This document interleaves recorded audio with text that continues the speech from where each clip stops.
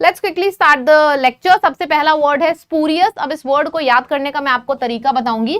सबसे पहले प्योर का मतलब क्या होता है? प्योर का मतलब क्या होता है? किसी को बताने की जरूरत है कि प्योर का मतलब क्या होता है? प्योर का मतलब होता है कोई चीज अगर एकदम शुद्ध है, ठीक है। अब ऐसे याद रखो इस शब्द को कि प्योर का उल्टा हुआ एस प्योर, प्योर का उल्टा हुआ एस प्योर। उल्टा मतलब कि प्योर नहीं है, मतलब कि रियल नहीं है, मतलब कि फेक है, ठीक है। तो ये शब्द को याद करने का तरीका है। अब जब भी आपके सामने ये शब्द आएगा ना स्पूरियस, आपको तुरंत प्योर वर्ड आएगा।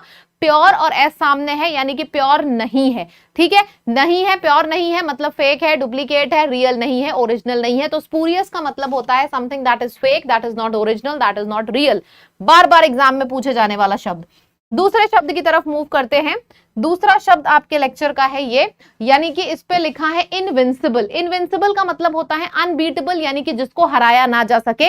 ये तो हो गई मीनिंग जो आपको डिक्शनरी में भी मिलेगी। चलो इसको याद करने का तरीका आपको बताती हूं। इनविंसिबल, सबसे पहले विन, और कभी भी शब्द के शुरुआत में इन, डी, ए ये सब आता है ना, तो इसका मतलब होता है नहीं। मैंने बोला कि इससे मैंने लड़ाई करी और मैं विन कर गई, मतलब मैं जीत गई, और इसके आगे मैंने इन लगा दिया, मतलब कि मैं जीत नहीं पाई।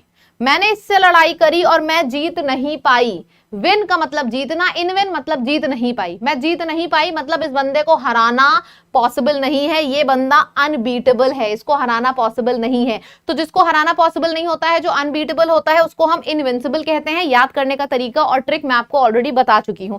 नेक्स्ट वर्ड पे मूव करते हैं। तो नेक्स्ट शब्द है आपका ट्रेपिडेशन। ट्रेपिडेशन का मतलब होता है नर्वस।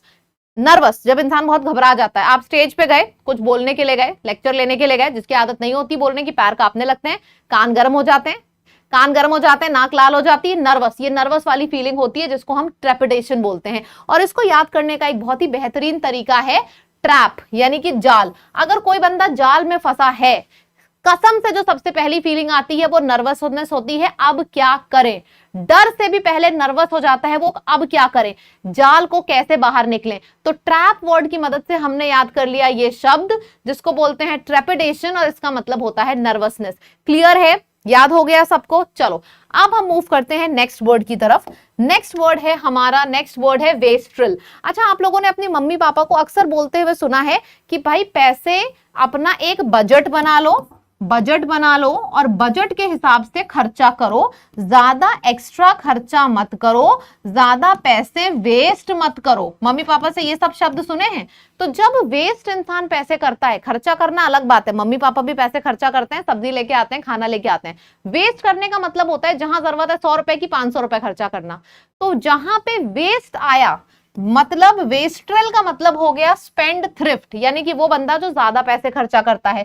वेस्ट्रल वर्ड बना है वेस्ट की मदद से, और स्पेंड थ्रिफ्ट वर्ड बना है स्पेंड की मदद से, यानी कि जो बंदा ज्यादा पैसे खर्चा करता है उसको स्पेंड थ्रिफ्ट और वेस्ट्रल बुलाया जाता है। क्लियर है? शब्द याद हो गए सारे? वंडरफुल। आगे बढ़ते हैं नेक्स्ट वर्ड की तरफ। नेक्स्ट वर्ड आपके सामने ये रहा। नेक्स्ट वर्ड है कैवॉट।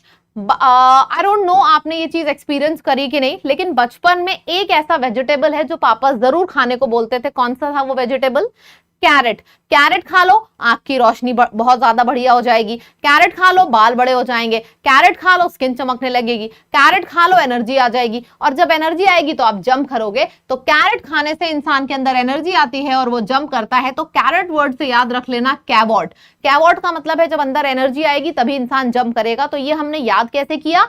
कैरेट को कैसे याद किया? कैवॉट वर्ड की मदद से। ठीक है, नेक्स्ट वर्ड पे मूव करते हैं। एनर्जेटिक लग रहा होगा ना लेक्चर? 5 मिनट शो ऐसा ही होता है, super duper energetic. Next word पे मूव करते हैं, ब्रिटल। यार एक बात बताओ, अगर कोई चीज ब्रेक हो रही है, इफ समथिंग इज ब्रेकिंग, अगर कोई चीज ब्रेक हो रही है तो क्या वो मजबूत है? ये रखा है लोहा, इस पे मारो मुक्का नहीं टूटेगा। कच्चा मीठा, मतलब जिसको ब्रिक कहते हैं, सामने रखो, अगर आप कस के पैर भी मार दोगे तो वो टूट जाएगा। कच्चा ईंटा देखा है जो लाइट ब्राउन कलर का होता है? जो चीज आसानी से ब्रेक हो जाए, आसानी से टूट जाए, उसको बोलते हैं कि वो ब्रेक हो गया, टूट गया, उसी को तो ब्रिटल कहते हैं। ठीक है, तो ब्रिटल वर्ड कैसे बना है कि कोई चीज जो फ्रेजाइल होती है, कमजोर होती है, बहुत ही आसानी से टूट सकती है, उसको हम ब्रिटल कहते हैं। राइट? अग्रीड? ठीक है, चलो अब आपके चूंकि 5 मिनट शो हमारा हो चुका है, अब मैं एक बार क्विक रिवीजन कराऊंगी और मैं आपसे पूछना चाहूंगी, देखते हैं कितने लोगों को याद हुआ। सबसे पहले मुझे एक बात बताओ, अगर पैसे ज्यादा वेस्ट करता है इंसान या फिर ज्यादा स्पेंड करता है, मैंने 2 शब्द बताए हैं पैसे ज्यादा खर्चा करने के लिए, वो 2 शब्द क्या हैं? लिख के बताओ कमेंट सेक्शन में, जल्दी से लिख के बताओ। रिवीजन कर लेते हैं। मैं कह रही हूं 5 मिनट शो में मैं आपको गारंटी दे रही हूं कि जो भी बताऊंगी वो सब याद हो जाएगा। अब एक बार गारंटी टेस्ट तो कर लूं, जल्दी से बताओ सब लोग कि मैंने आपसे बोला कि मैंने भाई जो बंदा ज्यादा स्पेंड करता है, ज्यादा खर्चा करता है, उसको क्या बोलते हैं? जल्दी से बताओ, बताओ। ज्यादा स्पेंड करता है स्पेंड थ्रिफ्ट, ज्यादा वेस्ट करता है वेस्ट्रल। इन दोनों का मतलब होता है पैसे बहुत खर्चा करने वाला। फिर मैंने बताया प्योर का मतलब होता है ओरिजिनल, रियल, और प्योर का उल्टा स्प्योर, यानी कि स्पूरियस का मतलब क्या हो जाएगा? फेक। याद हुआ? चलो फिर एक जो इंसान अनबीटेबल हो, मतलब आप उसको हरा ही नहीं सकते हो, उसको क्या बोलेंगे?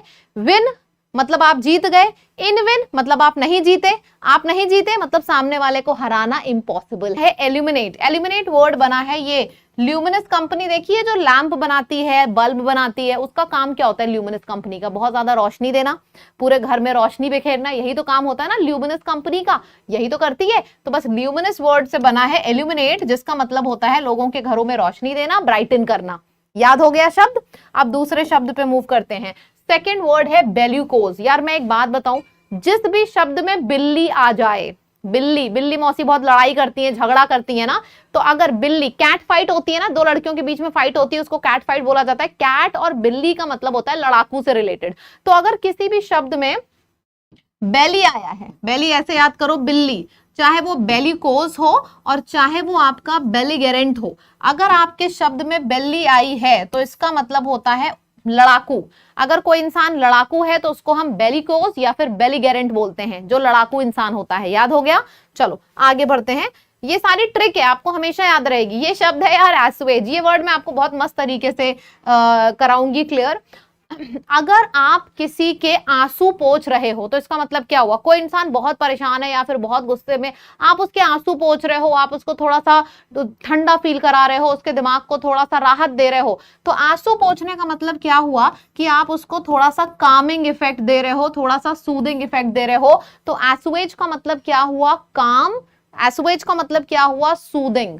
ठीक, समझ में आ गया? आंसू पोंछ रहे हो मतलब सूदिंग इफेक्ट दे रहे हो। याद रहेगा? मैं वो जो भी वोकैबुलरी यहाँ पे कराऊंगी, आई वॉन्ट 100% गारंटी मैं तो दे रही हूँ। I also want from your side कि आपको हाँ मैम आपने बताया तो याद हो जाएगा। याद हो गया ना आंसू? चलो आगे बढ़ते हैं। आंसू मत बहाइए, आगे बढ़िए। सब मर्ज, अगर सब कुछ मर्ज हो गया है, सब कुछ मर्ज हो गया है मतलब सब कुछ चला गया है पानी के अंदर। देख लो, सब कुछ मर्ज हो गया है मतलब सब कुछ पानी के अंदर चला गया। तो सबमर्ज का मतलब ये होता है सबमर्ज, यानी कि पूरा पानी के अंदर चले जाना, पूरा डूब जाना, पूरा ड्राउन हो जाना, यानी कि पूरी तरीके से डूब जाना। आगे बढ़ते हैं नेक्स्ट वर्ड की तरफ। नेक्स्ट वर्ड है बैफिल्ड। अब ये शब्द तो मैं आपको बहुत बढ़िया से समझाऊंगी। सबसे पहले इस बफेलो को देख लो। अगर आप किसी गांव में गए और वहां पे 10 बफेलो हैं, एक बूढ़ी बूढ़ी काकी आई, उन्होंने बोला ये मिश्रा जी की है, ये शर्मा जी की है, ये लाला जी की है, ऐसे करके उन्होंने बता दिया। आपने कहा अच्छा। फिर 2 मिनट बाद आए, यार ये वाली किसकी है? यार बफेलो तो सब सेम लगती है। तो बफेलो देख को तो हम वैसे ही कंफ्यूज हो जाते हैं, कौन से मिश्रा जी की, कौन सी शर्मा जी की, कौन सी श्रीवास्तव जी की, याद ही नहीं है ना? तो क्योंकि बैफिल्ड का मतलब है सारे बफेलो एक जैसी हैं, तो बफेलो को देख के कंफ्यूजन हो गया क्योंकि सब एक जैसी थी। तो बफेलो से बन गया बैफिल्ड, यानी कि टोटली पजल्ड, टोटली कंफ्यूज्ड। याद रहेगा अब ये शब्द? वंडरफुल। आगे बढ़ते हैं नेक्स्ट वर्ड की तरफ। नेक्स्ट वर्ड है हमारा डूबियस। मैंने आपको एक बहुत ही अच्छा पेपर दिया, उसमें बहुत इंपॉर्टेंट 5 रूल लिखे और गलती से आपका जो पेपर था वो पानी में डूब गया। अब क्या आपको जो रूल लिखे हैं वो क्लियरली दिखाई देगा? आप मुझे बताओ, जो भी रूल लिखे हैं क्या आपको वो रूल्स क्लियरली दिखाई देंगे?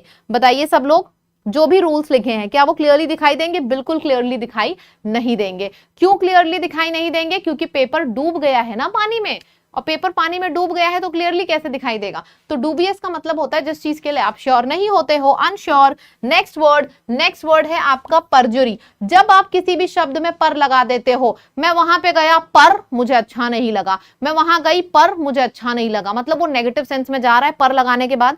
तो जूरी के पहले पर लगा है, जूरी के पहले पर लिखा है, यानी कि जजमेंट नेगेटिव हो गया, यानी कि जो जजमेंट है वो आपका फॉल्स हो गया, फॉल्स स्टेटमेंट। इसका मतलब होता है पर ज्यूरी शब्द के शुरुआत में, क्योंकि पर लगा है। ठीक, आगे बढ़ते हैं। नेक्स्ट वर्ड है हमारा, नेक्स्ट वर्ड की तरफ मूव करते हैं। नेक्स्ट वर्ड है एनरवेट। एनरवेट यानी कि एनर्जी वेस्ट। बस एनरवेट यानी कि एनर्जी वेस्ट, ऐसे याद रखना एनरवेट शब्द को, एनर्जी वेस्ट। अब यार एनर्जी वेस्ट है मतलब बॉडी में एनर्जी बची नहीं, क्योंकि उसने सारी एनर्जी वेस्ट कर दी। अब एनर्जी वेस्ट कर दी यानी कि वो बंदा वीक हो गया। तो एनरवेट मतलब एनर्जी वेस्ट, मतलब एनर्जी चली गई, एनर्जी कुछ बची ही नहीं, तो वो वीक फील कर रहा है। तो एनरवेट का मतलब होता है वीक फील करना। याद रहेंगे सारे शब्द,